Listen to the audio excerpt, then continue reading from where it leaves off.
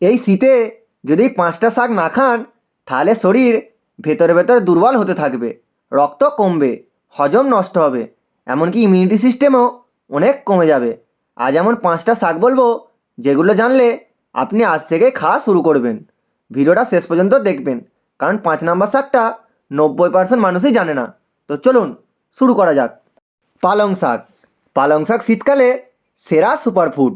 রক্ত বাড়াতে সাহায্য করে, শরীরের দুর্বলতা দূর করে, হজম শক্তি ঠিক করে, চোখ ভালো রাখে, ত্বক উজ্জ্বল করে। পালং শাকে আছে আয়রন ও ভিটামিন সি, তা একসাথে কাজ করে দ্রুত রক্ত বাড়ায়।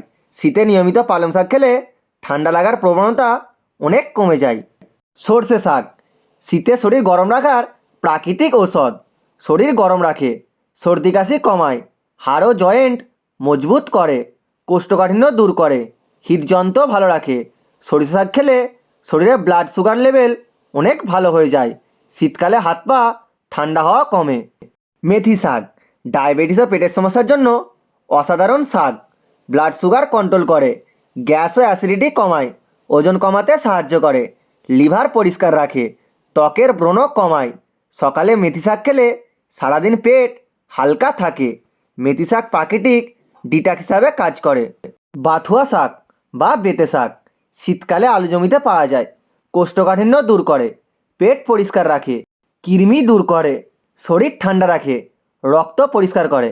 গ্রাম এলাকায় একে বলা হয় প্রাকৃতিক পেটের ডাক্তার। নিয়মিত খেলে পাইলসের সমস্যাও অনেক কমতে পারে। শীতকালীন লাল শাক।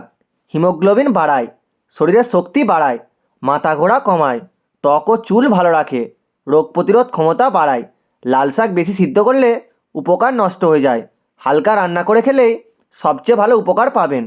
এই 5টা শাক যদি সপ্তাহে অন্তত 3-4 দিন খান তাহলে শীতে ডাক্তার দেখানোর দরকার অনেক কমে যাবে। তো আজকের ভিডিওটুকুই। ভিডিওটি ভালো লাগলে লাইক কমেন্ট শেয়ার করে দিন, অ্যান্ড চ্যানেলে নতুন হলে অবশ্যই চ্যানেলটিকে সাবস্ক্রাইব করে নিন। দেখা হচ্ছে নেক্সট ভিডিওয়। ধন্যবাদ।